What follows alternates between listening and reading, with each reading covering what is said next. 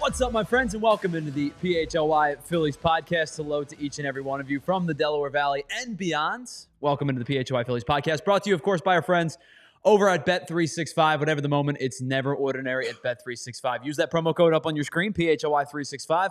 Deposit just $10 and place your first bet for $5, and you can get $150 back in bonus bets, whether your bet wins or loses. You'll find out why 90 million users worldwide know it's never ordinary with our friends over at Bet365. Well, it's such a nice day. Let's play two, or something along those lines. Ernie Banks said that a long time ago.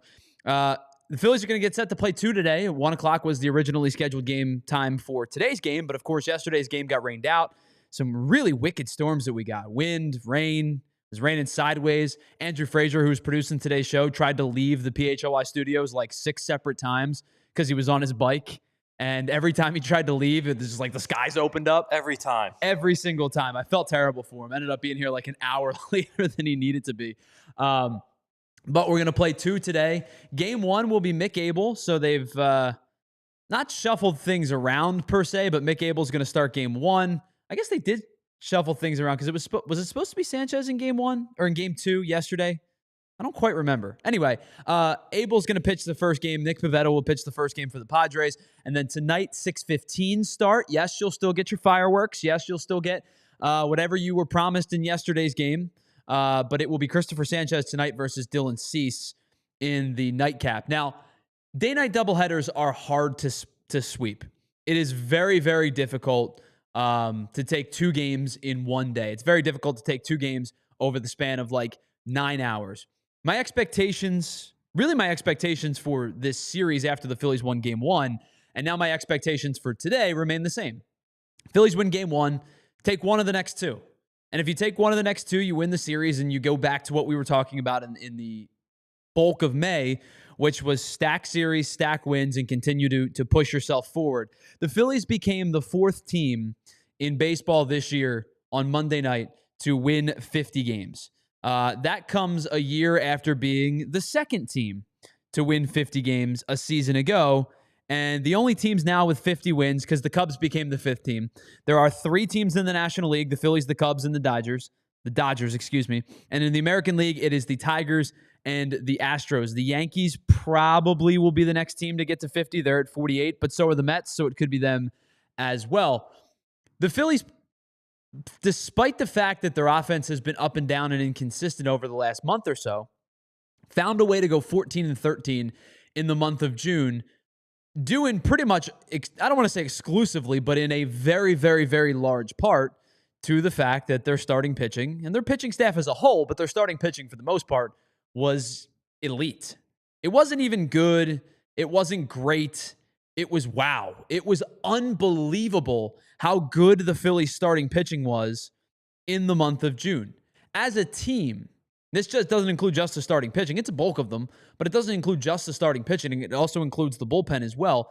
As a team in the month of June, with the shutout on Monday night, the Phillies gave up 86 runs in 27 games.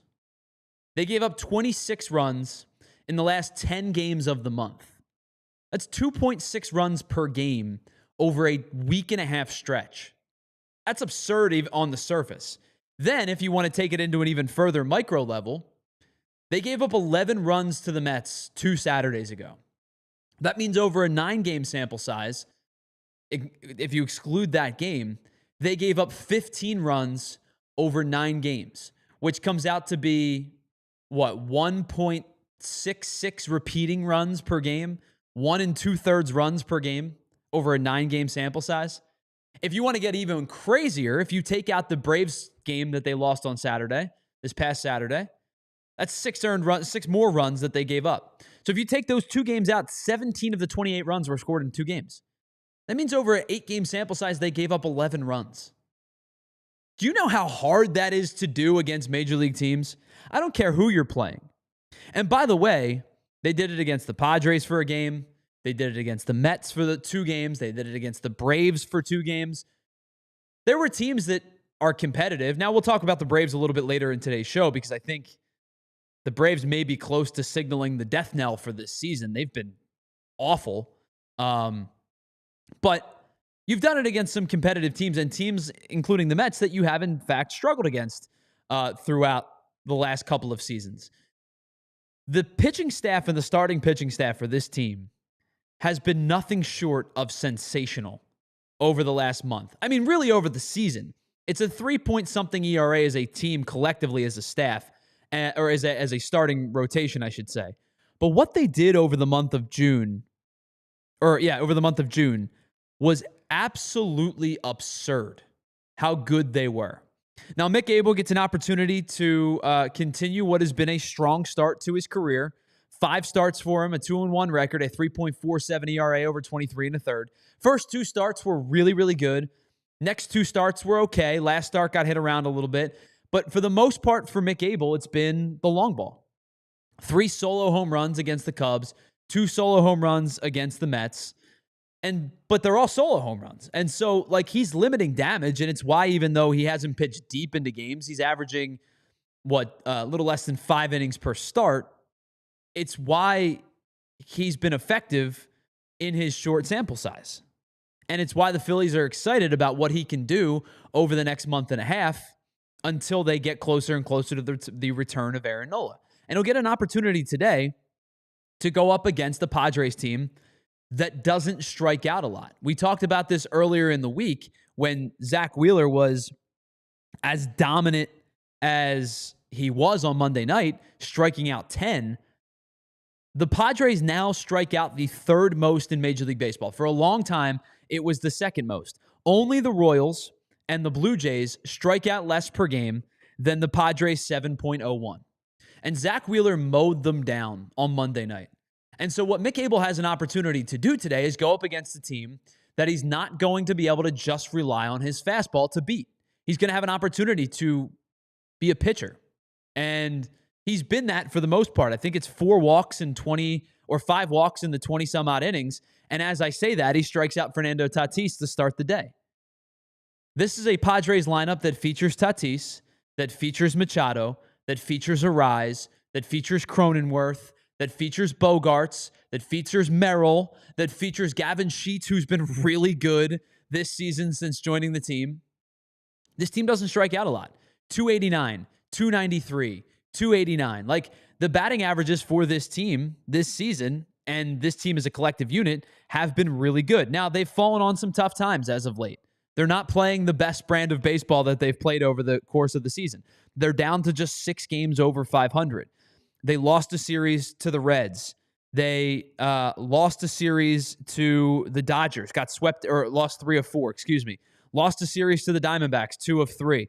Prior to that, lost 2 of 3 to the Dodgers. Now, they did sprinkle in series victories over the Nationals and the Royals in that span, but they're not playing the most inspired baseball right now. They're not scoring a ton of runs. A 1-0 win against the Nationals, 1 in a loss to the Reds, 2 in a loss to the Reds. They got blanked by the Phillies last night, or on Monday night, They're not playing the most inspired baseball right now, but the Phillies have an opportunity to beat another good team, to beat a team that was expected to be a postseason team and still very much has an opportunity to do that. Now, as I said, they're just 6 games over 500, but if the season ended today, they would be just on the outside looking in. They're just a game and a half back of the St. Louis Cardinals for the final wild card spot. And for a team that doesn't strike out, now Mick Abel has 2 strikeouts. Got Jackson Merrill to chase a good pitch. Now, Jackson Merrill, and this is kind of how the show's going to go today. It's going to be a little more conversational. We'll have some structured segments a little later in the show. But Jackson Merrill, I saw a pitch sequencing, and somebody dropped it in our Discord. I apologize to I forget who it was, but I saw a pitch sequencing from Zach Wheeler the other night, and I believe, Threat Level Midnight in our Discord posted this, and it was Jackson Merrill's 0 for 4 night with 3 strikeouts. Zach Wheeler did not throw him a single pitch in the zone. One might have been called a strike by a real-life umpire, but the rest, curveball down and away, curveball down and in, curveball down and in, cutter on the hands a couple of different times, and a bunch of fastballs elevated. And you saw in that at-bat right there from Mick Abel to Jackson Merrill in that first at-bat, what did he do? took him up the ladder when he needed to. Fastball up in the zone. He went 4 fastballs up in the zone and a slider for a called strike. Merrill chased the second pitch, wasn't a strike, got the third pitch called for a strike on the slider, and chased the fifth pitch, which was strike 3. I don't know if Jackson Merrill's had an awesome year. Jackson Merrill is a very good player. But the Phillies pitching staff and Caleb Cotham over the first 5 at-bats of the series for Jackson Merrill have clearly identified, don't throw this dude a strike, and let's see if he can get himself out. Now, that doesn't work for Manny Machado. That doesn't work for Luis Ariz, who's at the plate now. That doesn't work at times for Fernando Tatis. This is, again, a team that only strikes out about 7 times per game. But what the Phillies have identified so far, seemingly at least, is that they're just going to take Jackson Merrill up the ladder, and if he's going to oblige, then so be it. He's going to strike out 9 times in this series. Pretty painless inning from Mick Abel in the first there. 16 pitches, a pair of strikeouts, a walk, and a flyout, and the Phillies will be due up shortly here in the bottom of the first. All right, while we do that, let's pause for just a moment, and we'll come back. We're going to get into some more structured stuff. Right, this is it is a pseudo watch along. Unfortunate timing of today's game compared to the show, but we're gonna get into a little bit more structured stuff. I'm gonna give you our mystery player of the day as we always do. We have our Ace Hardware temperature check segment to get into, and then at the end we're gonna have some fun. We'll check back in with the game, and I am a millennial. Andrew Frazier is a millennial. Joey is probably right on the cusp. You may not be a millennial. You may be the generation after us, I think. I think he is, yeah. But you're probably right on the cusp if you are. And there's one sports game that came out during Andrew and I's childhood that has revitalized and has come back into the spotlight. And we're going to talk about that on the other side, or later in the show, I should say. The other side is that's my radio popping through. It is the PHLY Phillies podcast. After this, we're going to get into our mystery player spotlight, and then we'll do our Ace Hardware temp check. It is a Phillies-Padres watch along today, right here on the PHLY Phillies podcast. All right, let's talk about our friends, our presenting sponsors at Bet365. Whatever the moment, it's never ordinary at Bet365, and find out why 90 million users worldwide have gotten in with Bet365, because live in-game betting, something that they helped pioneer, and it's not all they do, but it's one of the things that they do best. You can get in on today's game, check in on the lines as they change. You may have thought about Mick Abel's strikeout numbers, and maybe I would have considered probably taking the under before today's game, but he's already got 2 in the first inning. The lines change constantly. If you like what he's doing through the first inning, you may be able to get in on that, but you can do it for all events. I know the NBA and the NHL have just wrapped up, but you can get live in-game betting for that as well. But it's not just your major sports. 78 different sports you can bet in and get all your live in-game action as the game unfolds. And with Bet365, you have the opportunity for early payout winners, both in the NBA and the NHL. When those return in the fall, you can get in on the early payout winners as well. And of course, if you are a new customer to Bet365, deposit just $10 and place your first bet for $5 by using the promo code PHLY365, and you get $150 back in bonus bets, whether your bet wins or loses. Bonus bets can be used on spreads, totals, player props, futures, and so much more. And that's why, whatever the moment, it's never ordinary at Bet365. Must be 21 and physically located in PA. If you or someone you know has a gambling problem and wants help, please call 1-800-GAMBLER.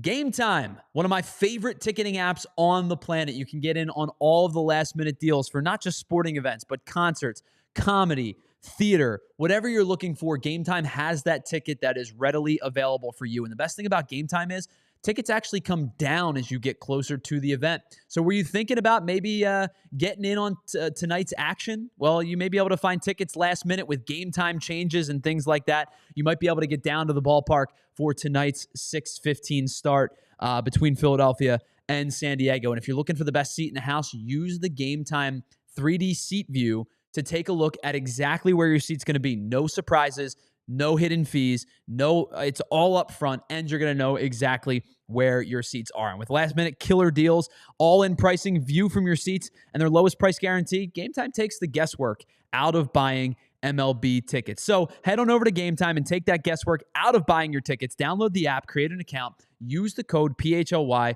for $20 off your first purchase. Terms do apply. Again, create an account and redeem code PHLY for $20 off. Download the Game Time app today. Last minute tickets, lowest prices guaranteed.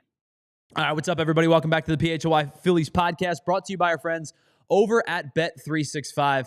A leadoff base hit for Trey Turner, followed up by a ball that was hit pretty hard by Kyle Schwarber, but didn't find a soft spot in left field. So 1 on, 1 out, and the Phillies are up to bat in the bottom of the first. Hello to everybody in the chat. Futz, K-Red, Molly, and Barkley's Life. It seems that our names are back. Did you notice that, Andrew, today? Names are back on YouTube? I actually noticed that yesterday. They were showing on Anthony's show, and yeah, so glad to have the names back. All right, let's get into, so real quick, we'll check in. As I said, runner on first, 1 out. Nick Pivetta on the mound for the Padres today. Pivetta's had himself a pretty good year. His numbers have been up and down in the month of June, but his last start out, he struck out 10, 3.3 something ERA. He's been really good this year. I have to give him a lot of credit. He's one of those guys that I would never pay big time money to, just because I think he's a little bit of a head case. In his time in Philly, he had a lot of deflection and a lot of blame everybody else type of stuff. Now, he's maybe matured since then. It's been a while since he's been with the Phillies. But if I were spending money on a starting pitcher, I would look elsewhere. Even though I know his stuff is great, and I know his numbers this year have been really good as he picks off Trey Turner for the second out of the inning. All right, let's get into this segment here. It is our daily mystery trade player, where we have started this this past week, and we're taking a look each day at one player that could become available at the trade deadline. Now, whether it is a reliever or an outfielder or a power bat, we're kind of going through the gamut of different types of players, high-profile players, under-the-radar type of players, and everybody in between. And we give you the mystery player with their numbers and their Baseball Savant page, and we check in on, would you be interested in this player? There are 3 tiers that you can check in with this player. Very interested, kind of interested, or not interested. And what we do is we give you a mystery player with their numbers and their Baseball Savant page, and you have the opportunity to check in with this player before I tell you who it is. Now, today's player is an interesting one because I don't know what this team's mindset is going to be come trade deadline time. This team right now is about 5 games under 500. And they have a lot of talent on their roster. They're also in a division that one team is starting to run away with their division, but there's a handful of teams right about that 500 mark. And it's been a division full of underperforming teams with the exception of the team that's running away with the division.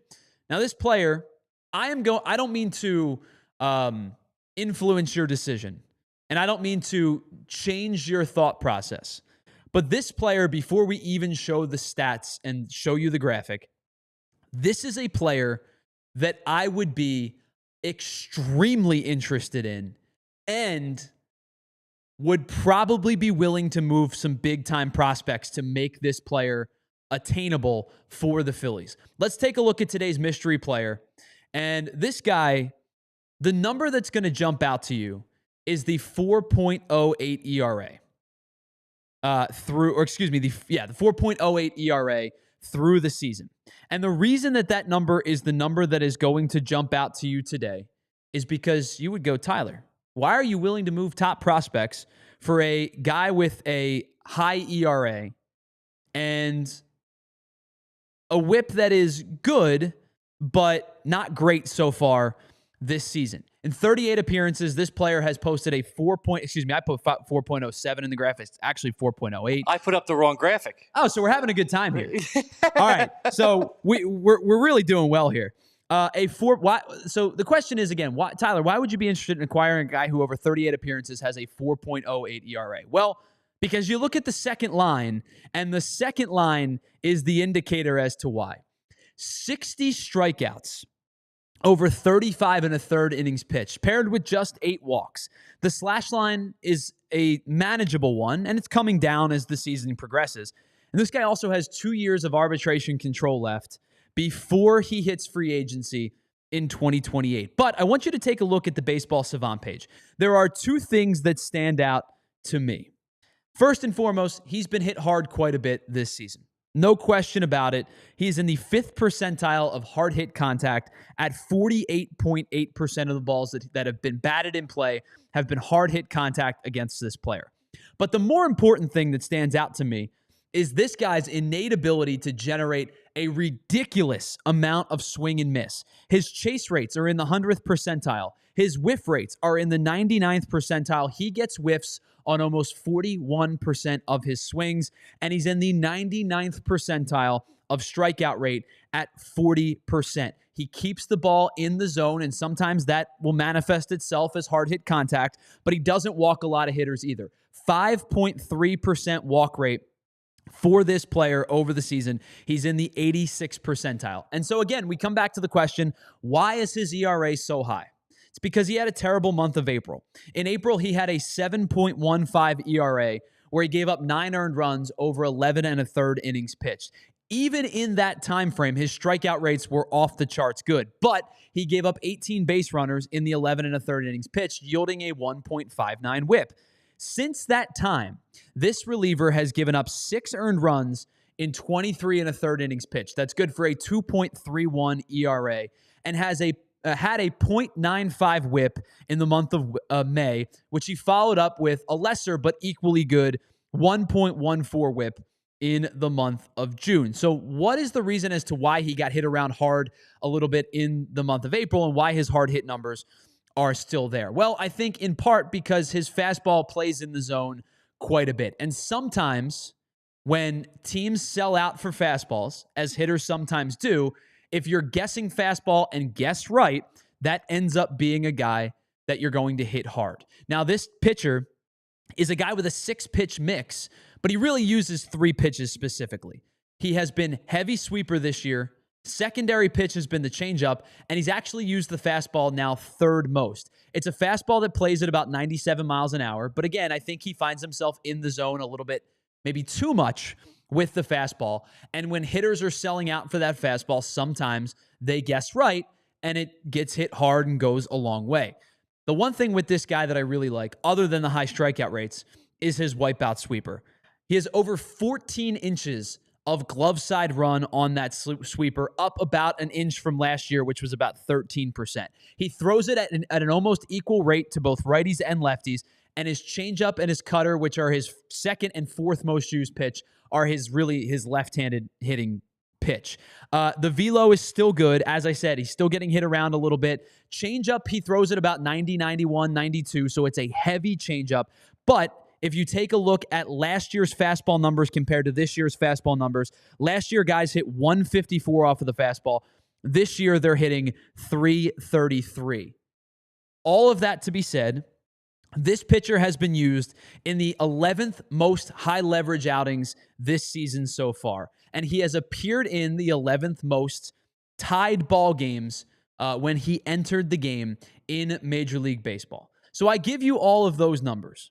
I'm very, very bullish on this guy. This guy had an elite 2024, and his ERA is, if that's the first thing you look at, makes you feel like this is not an elite 2025. And if that's your first thing you look at, that's fair. But I will tell you, this guy has unbelievable stuff, and he has gotten better and better and better as the season goes on. He has a track record of success last year specifically, and in the back end of games and in the back end of bullpens for his team. Now, I will tell you this. He is not a closer. He is a setup guy, and he is best served in the 7th and the 8th inning. All right, I gave you all of that information.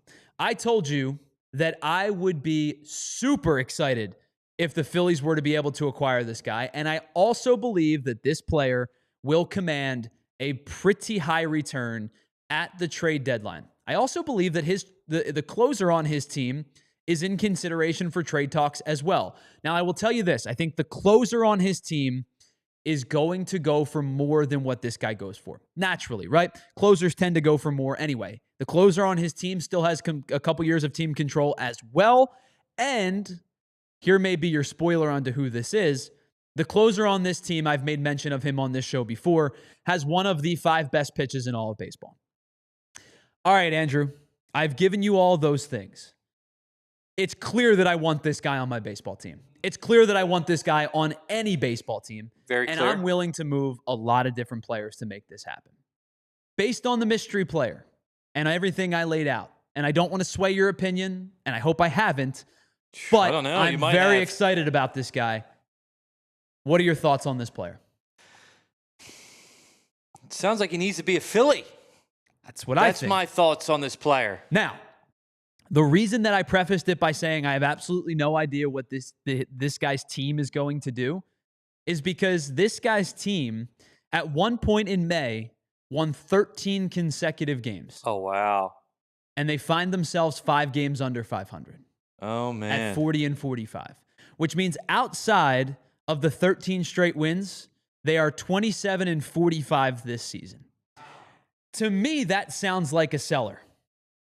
But I also know that this team is constructed in a way that, as you saw with 13 straight wins, I don't expect them to rattle off another 13 straight games, but could get hot with the talent that they have and surround themselves with more talent by being buyers at the deadline. And this whole thing could be for naught. But your thoughts, you seem to like this guy as well. Let me ask you first, do you know who this player is?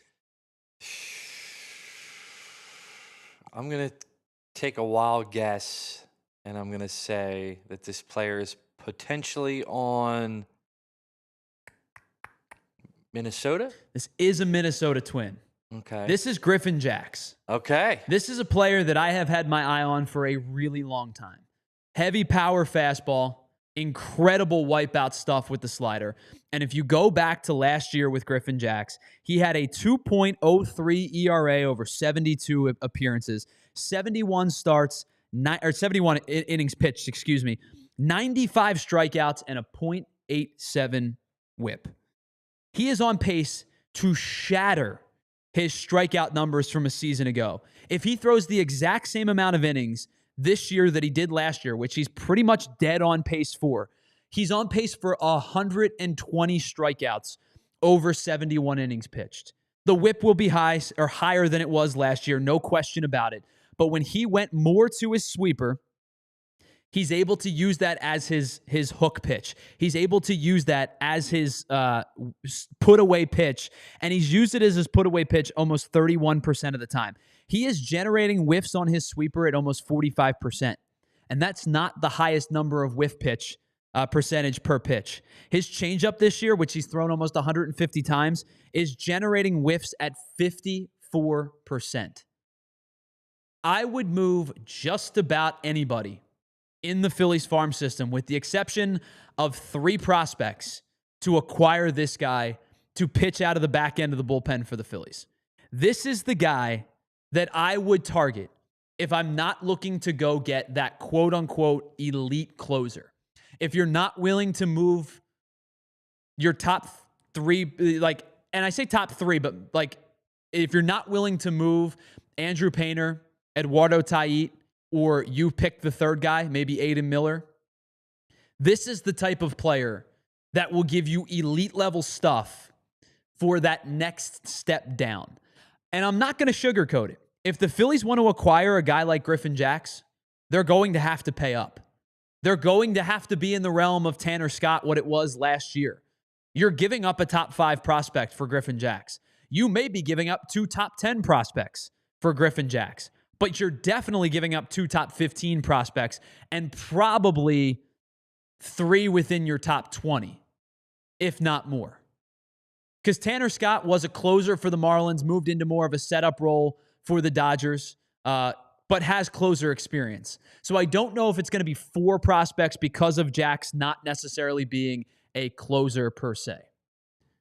But if this guy is available, if the Twins become sellers at the deadline, this is the guy, maybe above everybody else, within the realm of what the Phillies are willing to trade and what they're willing to spend, that I would move just about everybody for. This guy has elite level stuff. I would be super, super excited if the Phillies were able to swing a move for Griffin Jax. And outside, and I'm gonna tease an episode that we're gonna do tomorrow or over the weekend. Outside of 3 prospects, everybody's on the table for Griffin Jax. literally everybody. That's how much I like this guy. Again, I don't know if the Twins are willing to move him. I don't know if the Twins are sellers at the deadline or not. The Twins have a handful of guys that could become available. Now, they have some, 1-year type pieces. They have some guys that are on expiring contracts. I think the first guy that they're going to look to move is Harrison Bader. I think they're going to want to move Willie Castro. I think they have some other relievers that they're going to want to move first. Chris Paddock is a name that comes to mind. But if they are truly going to be sellers at the deadline, which I would be if I were them, and I would hope that they are for the Phillies' sake, Griffin Jax is the dude that I would inquire about. All right, we're going to take a break. On the other side, we're going to get into our Ace Hardware temp check segment, and we're going to talk about each and every team that's hovering around 500 as we get into the month of July. I'm going to give you the team, and I'll tell you if I think there's going to be sellers or stand pat, or even a handful of teams that could be buyers at the deadline. And we'll talk about that on the other side. It is the PHLY Phillies podcast brought to you by our friends over at Bet365, where it's never ordinary at Bet365. We'll be right back after this. All right, let me tell you about my friends over at Shady Rays. Listen, you know that moment where you're having a good day. It's bright and sunny. You're on the beach. You're at the boardwalk. You're on vacation.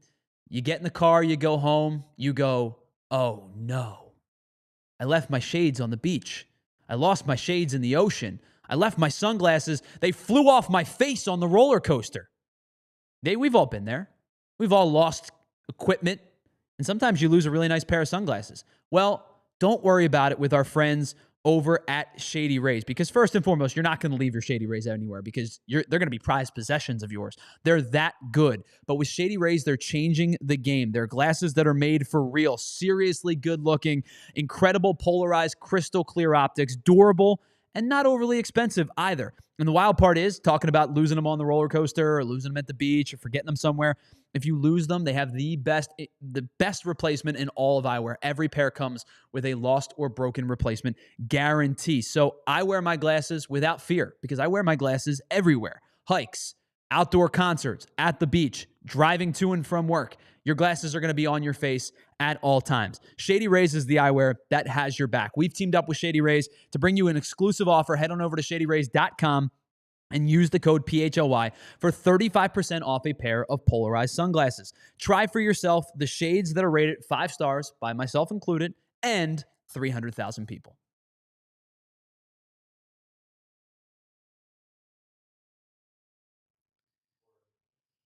Oh, Tyler, I walked into my garage yesterday and it felt like a sauna. Dude, I got to tell you, even for somebody who loves summer, it's getting a little ridiculous out there. Dude, I know. So, I got 10 bags of ice and I was going to make an ice bath because, the healing properties and all that stuff and just to beat the heat.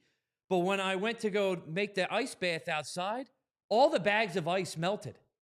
Andrew, why didn't you just, turn on your AC? Because I'm trying to be energy efficient, Tyler. All right, listen. Instead of trying to go through your new skincare routine, all you have to do is check out Pico's energy-saving rebates. They've got all of the deals on Energy Star cooling equipment that actually work and cut your bill.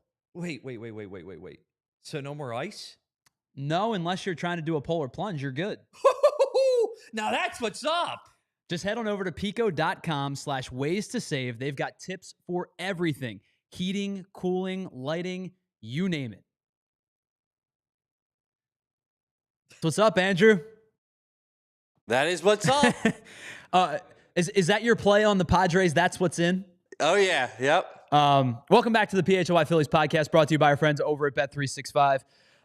What's in for the Padres right now is they're playing parade of walks around the bases. So this is the Mick Abel that I think a lot of us were concerned about.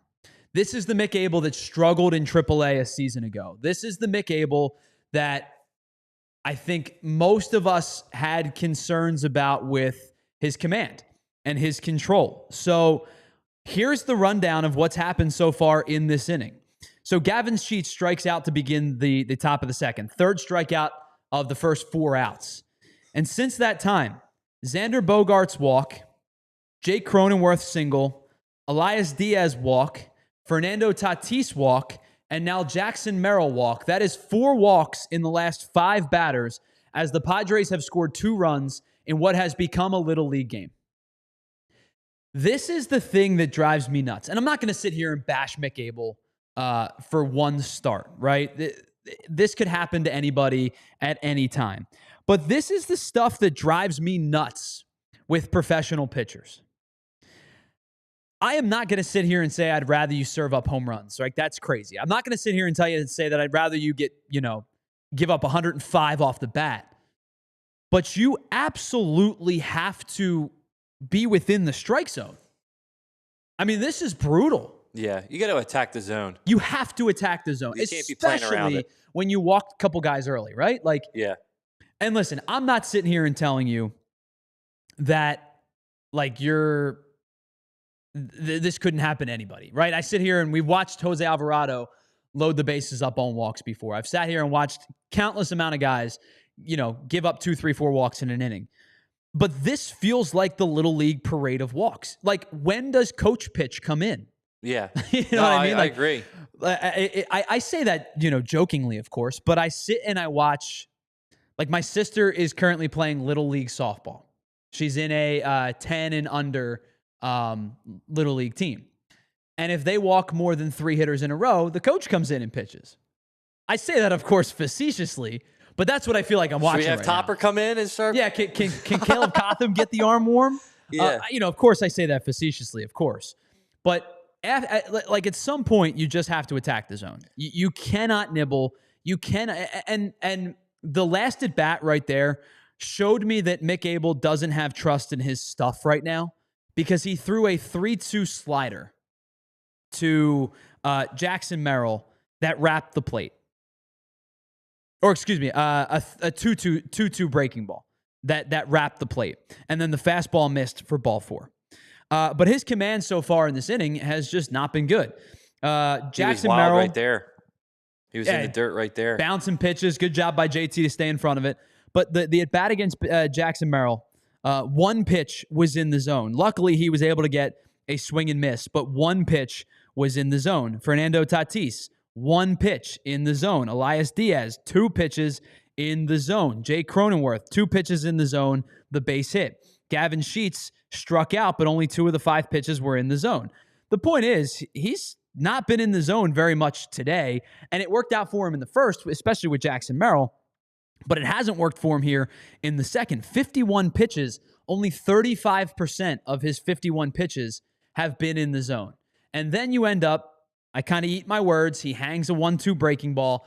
Manny Machado hits it down the line. He's going to play it at least 2. Let's see if a third comes around to score. It does. Jackson Merrill runs well. All of a sudden, it's 5-0. And it just gets out of hand really quickly because of the fact that you can't throw strikes. And again, he's done a really nice job of limiting the walks, something that he has not been, it's something he struggled with in the minor leagues. He had just 6 walks through the first almost 24 innings pitched. I'm not going to berate the guy, but he's gone from 6 walks in 23 1/3 to 11 walks in 25 innings. And it looks like his day is going to be over after an inning and 2/3. And now the Phillies have 17 more innings to play, or 16 1/3 more innings to play. Cristopher Sanchez better be ready to throw tonight, Andrew. Seriously. Yeah. Max Lazar's coming in, right? I would assume it's Max Lazar. I saw him warming up, yeah. He's going to have to pitch 3? Yeah. At least, right? At least 3. And then you're going to go Joe Ross. You're going to go Taijuan Walker. I don't want to sit here and say that you're going to punt on this game, but you're almost thinking about punting on this game already. Well, and coming back for game 3. Yeah, I was going to say, do you just give this game up, know that you're down 5-0 in the second, and just be like, hey, we're not going to tax our bullpen on this game and save them for tonight? Maybe let me rephrase that. Punting's probably a bad word. You still need to get another, 23 outs. Yeah. So or 21 outs or whatever it is. So punting's probably a bad word to use. But, yeah, you're going to see a lot of Lazar, see Joe Ross, see Taijuan Walker. Now, if they come back, there's plenty of game left, right? The offense could still come back into this game. But right now, I think until they do make mount an offensive comeback, it's going to be Lazar. Joe Ross is going to pitch. Taijuan Walker is going to pitch. I believe Roberts is still up. You'll probably see Roberts in this game. because they're not going to want to use Strahm. They're not going to want to use Kerkering. They're not going to want to use Tanner Banks until they either come back in this game or until tonight. Yeah, and I wouldn't either. I mean, you have the opportunity to win the series tonight. It's unfortunate this game is going the way it's going, but you cut your losses to wait until tonight, and then you finish the series, and then you move on. So this is one of those situations where you ask the question, and pardon my language, but it's kind of the baseball vernacular of what gets used. Would this have been a game for you, Andrew, where, hey, Mick Abel, hey, buddy, sorry, you're going to have to stay in there and kind of get your ass kicked a little bit? Yeah, I would definitely. I mean, especially so early on. It's the second inning. You're down in a 5-hole. So it's at this point, it's like I would just keep him in there, see what your offense can do, see if he can find a way to adjust and to stop the bleeding as much as possible. Sure. And then, maybe get him to 5 and reassess. Yeah, I was thinking if he can get to 4. Yeah. Like if you get through 4, that would be a plus. Obviously, I think it was a combination of Mick Abel, young pitcher, only making his 6th major league start. Topper knew his control wasn't there. It's not like he was getting hit around. I think the control just wasn't there. He's probably in his own head at this point. I think if this were, I don't want to, probably not a Zach Wheeler type either. Somebody in between elite and a young kid, right? If this is Aaron Nola, let's say, who's pitching, you probably string him out for 4 innings and just say, hey, dude, I need you to pitch. Yeah. We saw it with Taijuan Walker last year a couple times where it was like, listen, buddy, you're getting crushed, and we know you're getting crushed, but I just need you to give me some length. Like, you need to get 12 outs. Yeah. And then we'll reassess from there. I think with the doubleheader, I'm surprised that there was a quick pull, but I also understand that clearly Abel did not have any kind of command today. So Max Lazar's in. He gets the final out of the second inning. Phillies down 5-0 after 2. All right, let's pause. On the other side, we're going to get into our Ace Hardware temp check. We'll also get into some fun as the show is about to wrap up. It's 5-0 Padres after an inning and a half. It is the PHLY Phillies podcast. We will be right back after this. All right, let me tell you about our friends over at Cherry Hill Kia. If you're looking for amazing deals and super low lease payments, KiaofCherryHill.com is the place to be. They're continuing to celebrate Memorial Day. It's July. Memorial Day was a month and a half ago, but they're not dropping their prices. They have incredible selection of 450 new Kias to choose from. 40-plus Tellurides, 100-plus Sportages, over 35 Carnivals, 80 Souls, and so much more. If you're looking for a Kia, now has never been a better time to get into a Kia. And they also offer the incredible best warranty in all of the business, 100,000-mile, 10-year powertrain, or 5-year, 60,000-mile bumper to bumper. Stop in today, tell them the PHLY sent you, and receive a $100 restaurant gift card just for taking a test drive or getting a trade-in appraisal. You don't have to do anything. You don't owe them anything. Come on in, take a test drive, get a trade-in appraisal if you're looking to upgrade your car, and just like that, you're going to get $100 in restaurant.com gift cards. I know people buy Kias elsewhere. I'm just not entirely sure why. Drive home in your new Kia today, just minutes from all bridges, or available online 24/7 at KiaofCherryHill.com. All right, LinkedIn, our friends over at LinkedIn have your back as a small business owner. When you're hiring, you need a partner that's going to work just as hard as you do. That's why when you clock out, LinkedIn clocks in. They make it easy to post your job for free, share it with your network, and get qualified candidates that you can manage all in one place. You can do it one of 2 different ways. You can post your job for free, or you can pay to promote your job, and promoted jobs get 3 times as many qualified candidates. Because at the end of the day, the most important thing for your small business is the quality of candidate that you get. And with LinkedIn, you can feel confident that you are getting your best. Based on LinkedIn data, 72% of small businesses that use LinkedIn say that LinkedIn helped them find a high-quality candidate. Post your job for free on LinkedIn.com/Phillies. Once again, that's LinkedIn.com/Phillies to post your job for free. Terms and conditions do apply. Welcome back to the PHLY Phillies podcast, brought to you by our friends over at Bet365. Whatever the moment, it's never ordinary at Bet365. Andrew out, Joey in. For the last 15 minutes, we have a revolving door of producers today. We're a producer short this afternoon, and Andrew's doing, what's Andrew been on? 7 shows today, it seems like? Something like that. So Joey's here. Welcome, Joey. Hello. Hi, everybody. How's everyone doing? He's going to take over for the last 15 minutes of the show or so.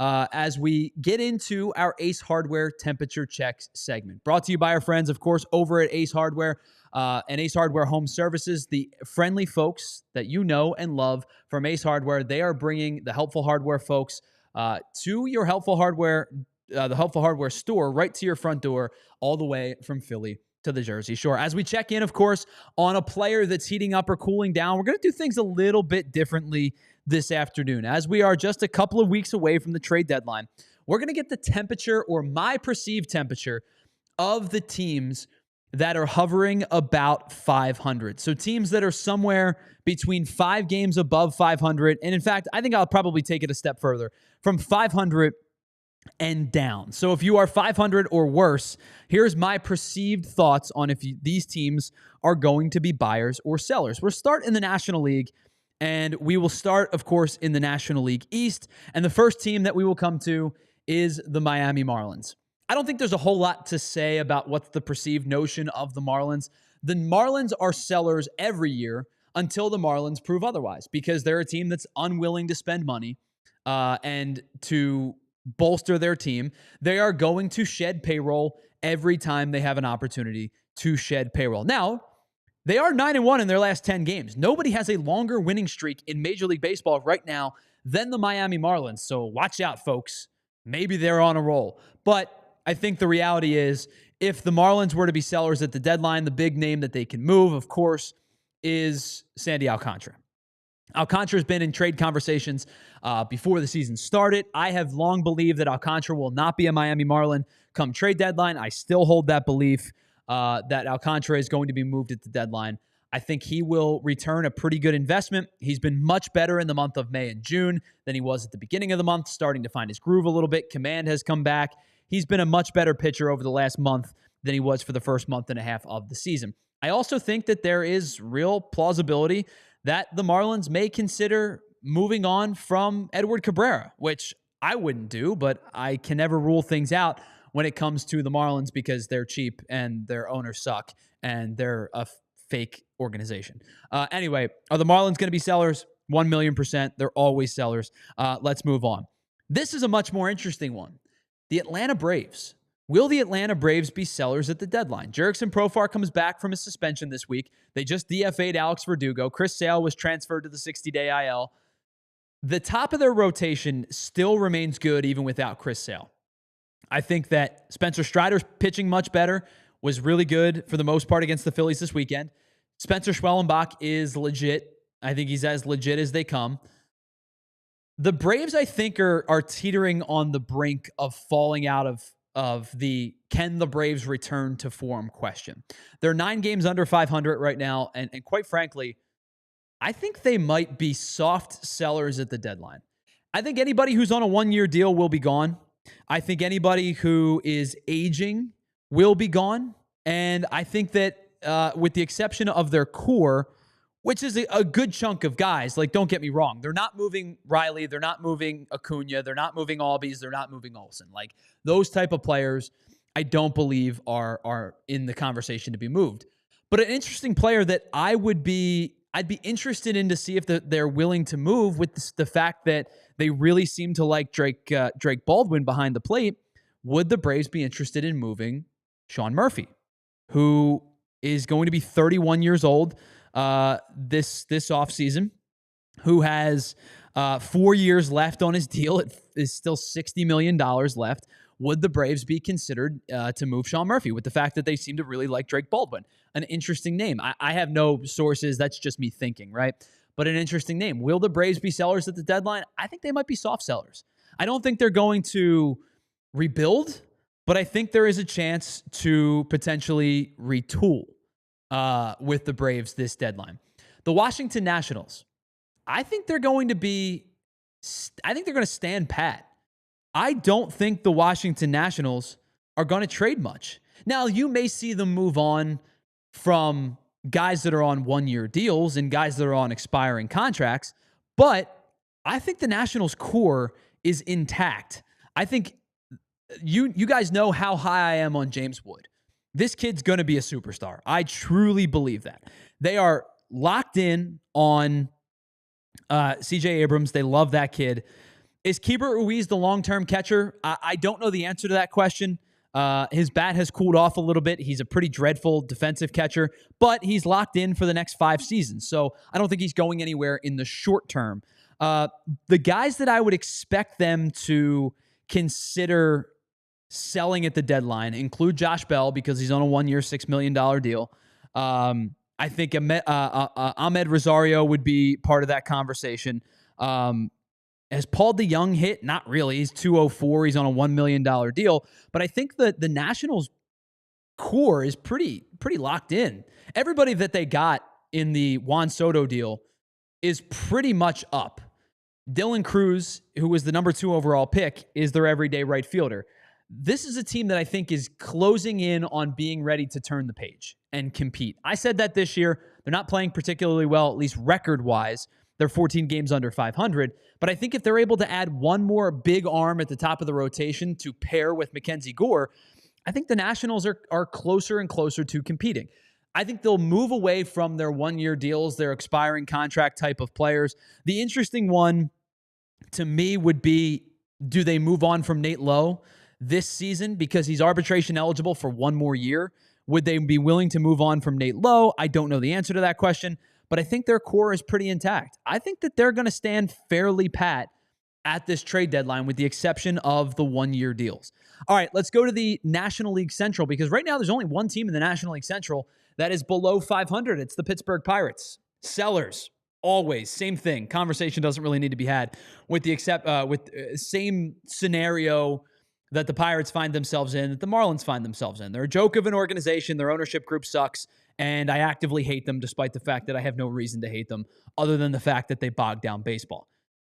If you're a team who has conversations about, like, when is Paul Skeens getting traded, you're a joke of an organization. Because you have one of the best pitchers in all of baseball who's under team control for like 700 billion more years, and you're already having conversations in the national scope of like, well, when he's a Yankee, well, when he's a Dodger, well, when he's a fill in the blank, like, what are you doing as an organization? The Pirates are going to be sellers at the deadline. Dennis Santana has been linked to the Phillies. David Bednar has been linked to the Phillies. I have talked about Caleb Ferguson for weeks now. I really like him as a middle reliever. They're going to move on from just about everybody that they have the opportunity to move on from and continue to get assets because that's what the Pirates do. Joke of an organization. Next. Colorado Rockies. Anybody that's not bolted to the floor is being traded. But they don't really have a whole lot to move. Jake Bird's the big one. I think they're going to move. Jake Bird's going to return them a pretty good investment. He's been really good this year for them out of the bullpen. Sub-2 ERA the last time I checked. I think he's going to return them a pretty good investment. But outside of that, I find it hard to find many guys that the Rockies are going to be able to move.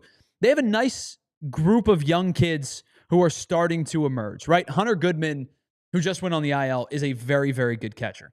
I still think they're in on Ryan McMahon. Brenton Doyle's having a really bad year, but I still think they're in on Brenton Doyle as well. Like, would they move Kyle Farmer? Perhaps. Would they move on from Tyro Estrada? Perhaps. But, like, there's not a lot of guys on this team that are going to return you a whole lot. Their pitching staff stinks. They have a team ERA of 5.5. Like I said, Jake Bird, who's now up to 2.6, excuse me. I haven't checked in on him in a while. Jake Bird is really the only tradable piece that you have that you want to move. Now, I think that Seth Halverson has really good stuff for ERA, but he's a young guy with team control. I don't think they're going to want to move him yet. Same thing, I think, for Victor Vodnik, who I don't think they're going to move either. So the Rockies are in a sell mode with not a lot of pieces to sell. So are the Rockies sellers? 1,000,000%. But what are their options? Pretty limited for the most part. All right. Let's head on over to the American League because I think there are a lot more teams up in the air in the American League than there are in the National League. The Boston Red Sox are an interesting one. I think they're going to be soft sellers at the deadline. And what I mean by that is I think they're going to move expiring contracts, but I don't think they're going to move the biggest expiring contract that they potentially have, which is, excuse me, real quick. I'm double checking on a contract. let me rephrase that. The biggest contract that they have, which is Alex Bregman. I don't think they're moving on from Alex Bregman. Do they move Aroldis Chapman? Certainly a possibility, and I think they might. But I think that they're going to retool and reload for the 2026 offseason, 2025-2026 offseason. Do I think the Red Sox are sellers? Yeah, I think that they are. The Baltimore Orioles, are they sellers at the deadline? I think they're sellers with only 2 players because they need starting pitching depth, but they need starting pitching depth that is team controlled. So when we talk about, like, do you move on from, like, do you trade a Mick Abel, who unfortunately didn't help himself in today's game? The Baltimore Orioles would be a team that would love to see what they can do with Mick Abel. But I think in terms of players that they're going to move, they're not moving their young core.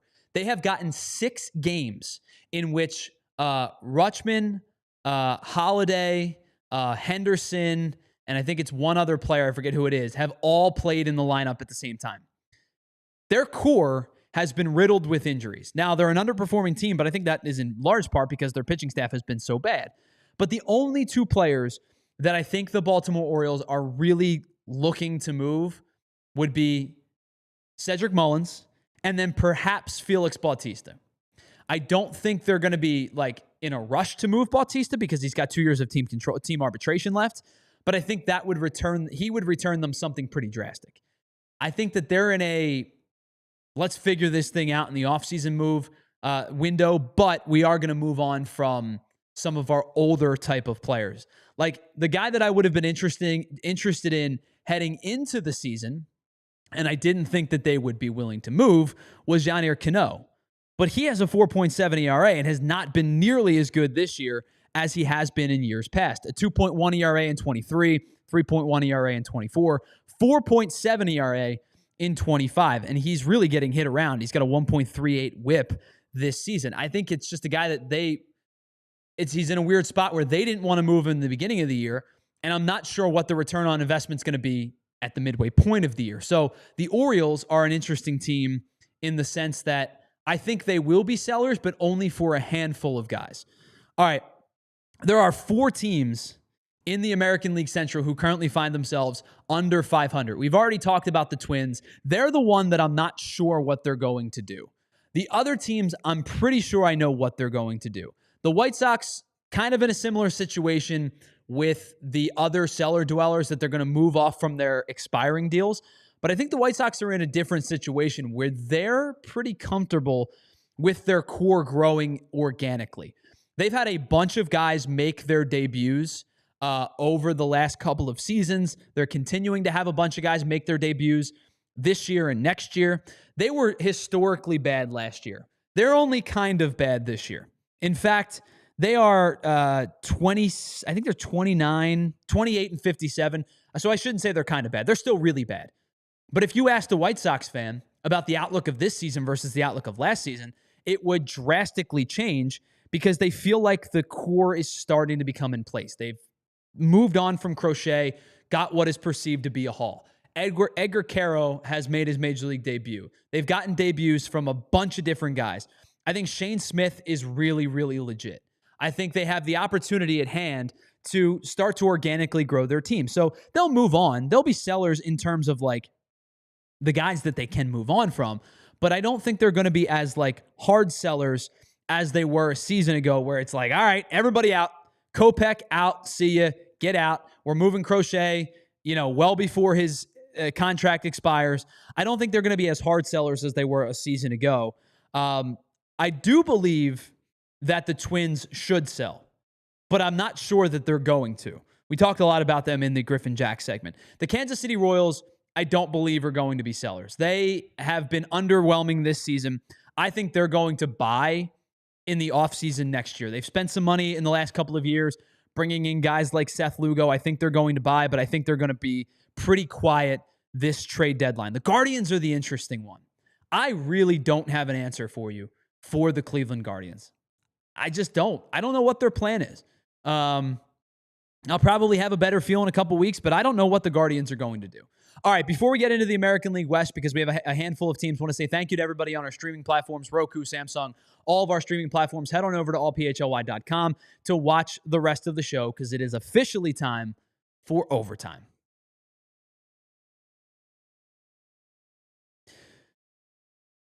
All right, two more teams to take a look at, and three more teams to take a look at. And I think these are three interesting teams because the one that I would say is the most likely to be a seller is the Los Angeles Angels. And I just don't get a sense that they're ever going to turn the corner. It just feels like a never-ending cycle of mediocre for the Angels. And they're, again, contractually, they have handed out some big-time contracts to guys who are either injured or have been injured and then just decided they don't like baseball. Looking at you, Anthony Rendon. But Mike Trout's been injured for a majority of his career, handed out a huge contract to Albert Pujols about a decade ago and finally stopped paying him over the last couple of years. And, the return on investment hasn't been great for these guys. They gave out some money to Yusei Kikuchi. He's been okay. But I think that they are a middling 500 team by their own design.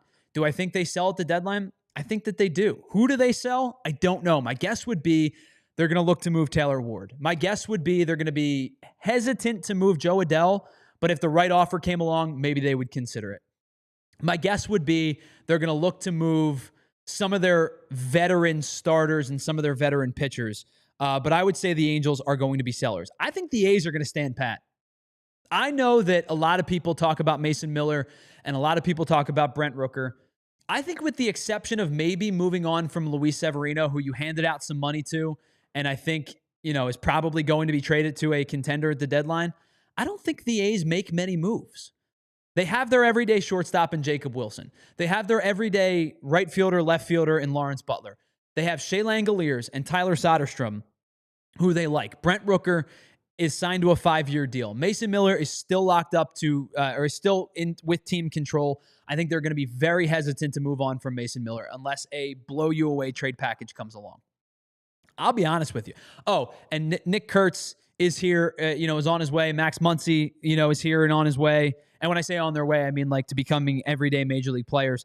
I just don't think the A's are going to be moving some of their pieces at the deadline because I think they really like this team that they've put together. They're probably still a year away. Maybe I overestimated them from being in contention this year, but they get a little bit more pitching. They continue to grow this young core. I think they're pretty happy with the young core that they've put together. The Rangers are the interesting one because the Rangers are just 2 years removed from winning the World Series and have been extremely underwhelming over the last year and a half. They're below 500 with a core that is starting to get a little bit older. Corey Seager, Trevor Siemian. These guys are not getting any younger, despite the fact that I still believe that they are very good players. Adolis Garcia, same thing. His name has come up in trade conversations quite a bit, but you're getting underwhelming performances from Siemian, who's hitting .238, Garcia, who's hitting .231. Wyatt Langford is a guy that you expected to start to kind of come along a little bit more. He's hitting just .232. Now, the pop is there. He's got 13 home runs. He leads the team. But Seager, who has only played in 54 games this year, is hitting .249. Jock Peterson, who they signed this offseason, 131. This is a team who I think everything came together really nicely for in the 2023 season, and they've just not been able to duplicate that since. Jacob deGrom has been unbelievable this year. But other than DeGrom, the only other guy in the rotation right now that's readily available is Nathan Eovaldi. They don't want to move Eovaldi. Tyler Mahle was excellent, but I believe Tyler Mahle has just been transferred to the 60-day IL. You may not see him again this year. Jack Leiter has been good in spots, underwhelming. Kumar Rocker, who they expected to be a legitimate back end of the rotation guy, posted a 6 ERA. He's not been very good. The Rangers are interesting because they have sunk a lot of money into their big-time names, and since the World Series, the return on investment has been underwhelming. I'd be interested to see what they would do. I actually think leaning towards selling at the trade deadline. Now, I don't know if that is something that they're going to do, but I think if I were to say, what do I think the Rangers do? I think they're going to lean towards being sellers. Now, is this true in the chat? Am I being duped? Or are you just messing with me? I think you're just messing with me. Somebody just put in the chat, Chris Foster put in the chat, Nathan Eovaldi pop for HGH today will appeal. I assume I'm being You're kidding, right? I don't see anything on Twitter that would justify that. Anyway, that is just about all the time that we have for today's show. Thank you to everybody who tuned in. Our watch-alongs have not been very fun. And I don't mean because I haven't had fun with you. I enjoy everybody being here. Chris Foster, K-Red, Futz, XXX Rays, Ray Schumacher, Midnight Lexicon. Who am I missing? Molly and Barkley's Life earlier in the show. Thank you to you all. I appreciate you guys as always. Our watch-alongs have not been fun because every time we do a watch-along, the Phillies get crushed. 5-0 tonight. Big loss to the Mets. Big loss to the Braves. Maybe just stop doing watch-alongs. Maybe that's the theme I'm getting out of this. Anyway, thank you to everybody who was in the chat. Big thank you to Andrew for starting today's show, to Joey for getting the save out of the bullpen today through a multi-inning save for Joey today, and really appreciate everybody who joined us. Head on over to the PHLY Eagle Show. Zach and Fran are live now. PHLY Sixers to wrap things up. We will be back with you not again until Monday, because we are off on Friday for 4th of July, so no live shows on Friday. We'll be back with you live again on Monday. We, of course, will have our pre-recorded videos for you. How about this? 3 in a row, Thursday, Friday, and Saturday. We're going to have some fun pre-recorded videos for you. But we'll be back with you live on Monday at 1 o'clock as we'll break down the end of this Padres series. We'll talk about the Red series. We'll have 5 games to discuss between now and Monday afternoon. So have a wonderful 4th of July weekend. Be safe. Take care of your dogs. And, obviously 4th of July is a difficult week for pets. Please take care of your dogs as fireworks will go off. And, of course, have a wonderful 4th of July and long weekend. And we will see you right here on the PHLY Phillies podcast at 1 o'clock on Monday. Until that time, talk to you. We all silly like the mayor.